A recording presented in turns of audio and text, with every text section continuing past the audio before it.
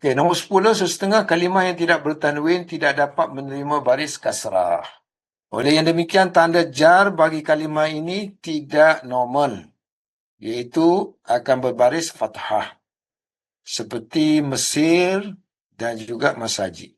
Dalam keadaan jar, kalimahnya dibaca dengan misra ataupun masajida.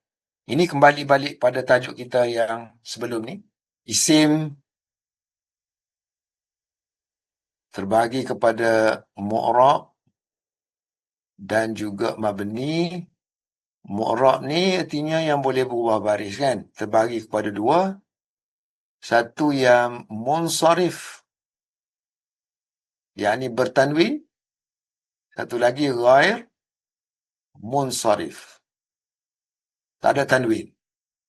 Yang bertanwin ni contohnya rajulun kan. So, bila dia rajulun, kalau dikasrahkan dengan baris bawah lah, rajulin, baris atas akan jadi rajulan. Tapi sekarang ni kita belajar yang sini, rajulin. Maknanya kalau masuk huruf jar seperti ila kan. So, ila rajulin kepada seorang lelaki. Untuk ghair munsharif yang bukan bertanwin, contoh diberikan di sini, Mesir. Jadi baris dia tak bertanwin, misru. Bila dimasuki oleh ila, contohnya huruf jar, so ila, dia tak boleh menerima baris bawah. Sebaliknya kena baris atas. Jadi dibaca ila misra, ke Mesir. Sama juga dengan masjid-masjid. Masajidu aja, tanpa tanwin. Jadi kalimah yang lahir tanpa tanwin ni, apabila dimasuki oleh huruf jar, ila contohnya ke, maka dia tidak boleh menerima baris bawah, sebaliknya diganti dengan baris atas. Jadilah ila masajida. Jadi nombor 11 ni Jadual untuk mengumpulkan apa yang telah kita bicarakan. Maknanya untuk kes jar sekarang ni. So kes jar seperti adanya ila kan. Ila ke, min ke. Kalau kes rafa' tu dia muslimun. Contohnya haza muslimun. Ini orang Islam. Kalau ada huruf jar, haza contohnya bagai ini daripada seorang Islam. Min muslimin. So, haza bagai ini daripada dua orang Islam. Min muslimaini. Kalau ramai, haza min muslimina. So, yang sini contohnya huma, mereka berdua, dua orang Islam. Muslimani. Kalau ramai, hum muslimuna. Mereka tu adalah orang Islam. Waw di sini dan alif di sini akan ditukar kepada ya. Bezanya, sebelum ya ni baris atas, yang sini sebelum ya baris bawah. Muslimina. Muslimuna, muslimina. Contoh ayat yang simple, haza min muslimina. Yang ini dia kata daripada orang Islam. Tak kira lah ini yang kita masukkan apa benda. Barang ke apa ke. Yang ni kalau kita nak buat ayat, haza simple kan. Haza kafirun. Ini orang kafir ni. Ataupun huwa kafirun. Dia seorang kafir. Ini ke apa? Rafaq kan. Sebab dia jadi. khabar. Kalau dia dimasuki huruf jar, min ke ila ke ala ke apa. So dia akan jadi kafirin. Kafirun jadi kafirin. Contohnya ayat yang simple kita kata haza. This one. Benda ini. Mari daripada orang kafir. Min kafirin. Haza min kafirin. Mereka berdua tu orang kafir. Huma kafirani. Kafirani alif ni, kalau kisjar, maknanya masuk min ke masuk ila, alif ni ditukar kepada ya. Haza min kafiraini. Benda ni daripada dua orang kafir. Untuk kes rafa' ni kita kata hum kafiruna. Mereka itu orang kafir. Mana tanda rafa' dia waw tu?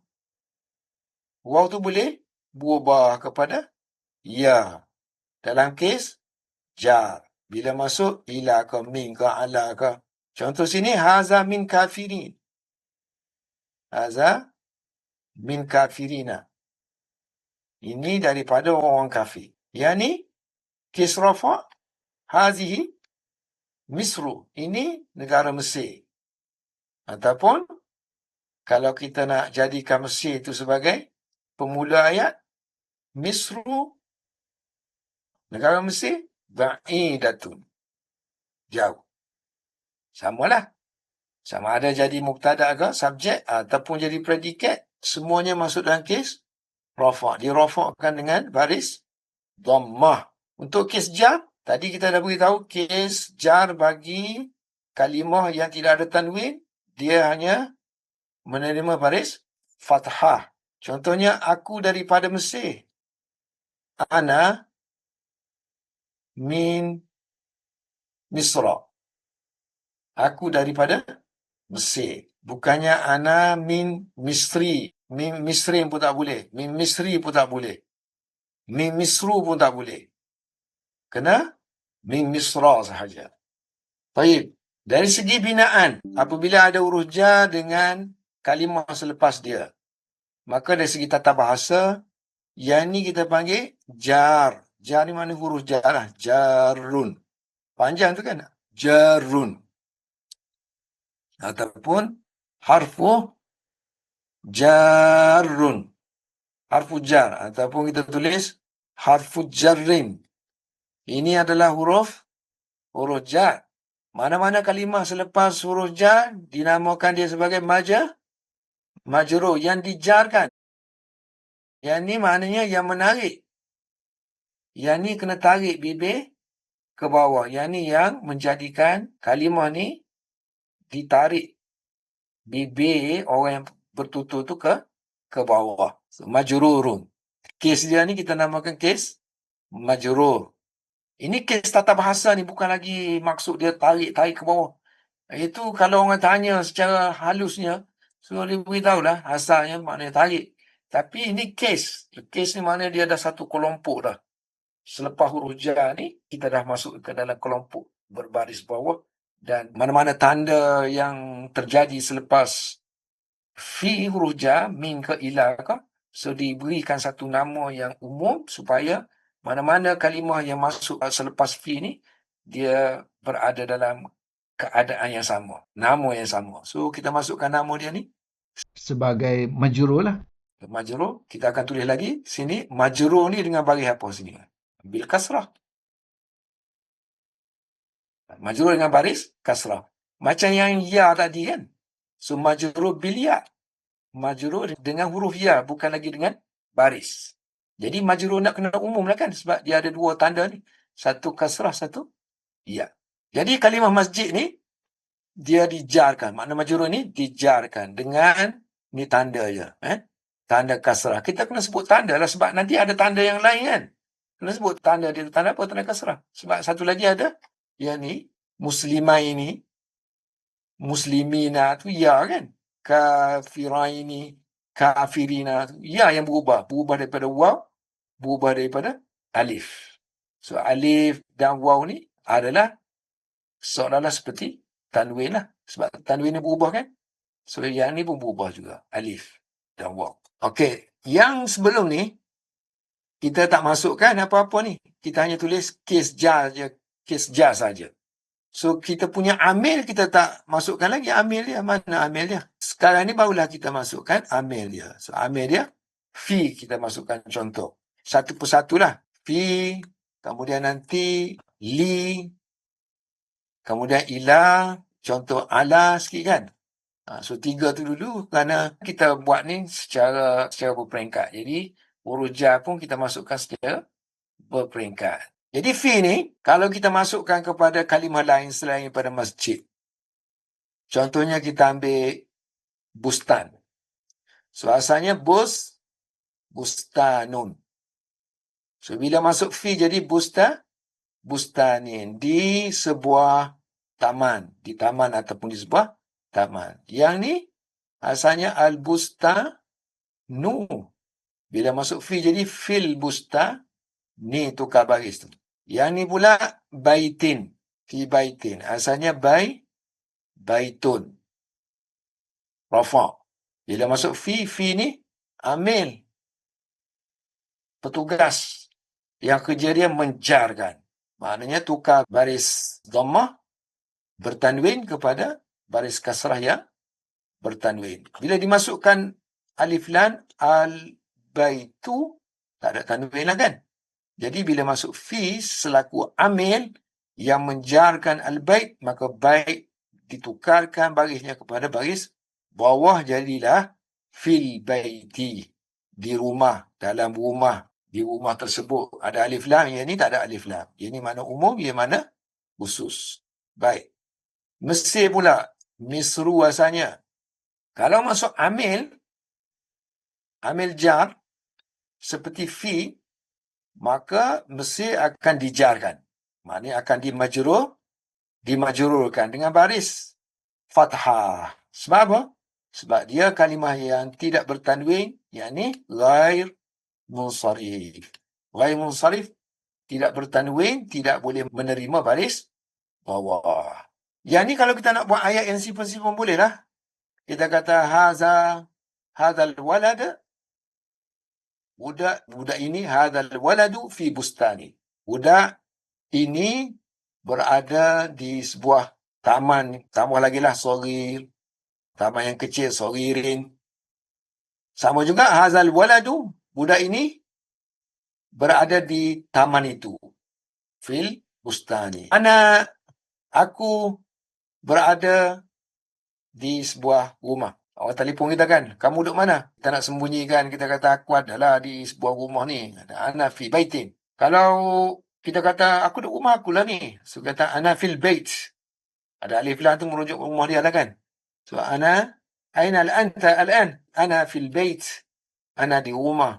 Aku di rumah. Dia berada di mana sekarang? Kita kata huwa fi Misra. Dia berada di Mesir. Okay, untuk min pun sama juga. Min boleh bermakna dari, boleh bermakna daripada, boleh bermakna asal. So, waladun jadi waladin. Min waladin. Sama juga. Hazal kitab, buku ini. Hazal kitabu, buku ini daripada seorang budak. Orang kata daripada seorang budak. Saya tak tahu budak mana. Hazal kitab minal waladi. Al-waladu kan. Al-waladu bila masuk min, jadi minal waladi. Min ni baris mati. Alif lam pun baris mati. Dua baris mati bertemu pada satu tempat, tak boleh, so dipinjamkan baris fathah. Sepatutnya baris bawah. Sepatutnya kalau baris mati, kalau kita nak hidupkan, kita utamakan baris bawah. Tapi oleh kerana alif lam ni banyak sangat, bertubi-tubi dalam satu ayat, dalam satu paragraf, satu muka surat, dalam pertuturan, alif lam bertubi-tubi datang dengan min kan, dengan baris mati. So orang Arab kata ni berat nak sebut. So kita bagi yang ringan lagi, iaitu baris fathah. Jadilah minal walad. So hazal kitabu minal waladi. Buku ini daripada budak itu. Tambah sikit lagi kata keterangan dia. Hazal kitabu minal waladi at-tayyibi. Buku ini daripada budak bagus itu. Ini asalnya al-waladu at-tayyibu. Adanya min tukar jadi baris bawah. Baris yang ni kerana min. Baris yang ni follow yang ni. Sebab kata sifat, i'rab dia secara ikut. So dia ikut yang ni. Baik, sekarang ni Ahmad termasuk isim ghair munsharif.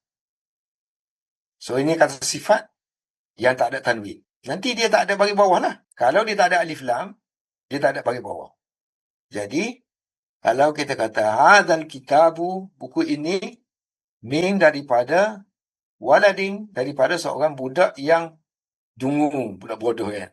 Min waladin ahmaku, ahmaqa, ahmaki. So kena baca ahmaqa. Tak boleh ahmaqi.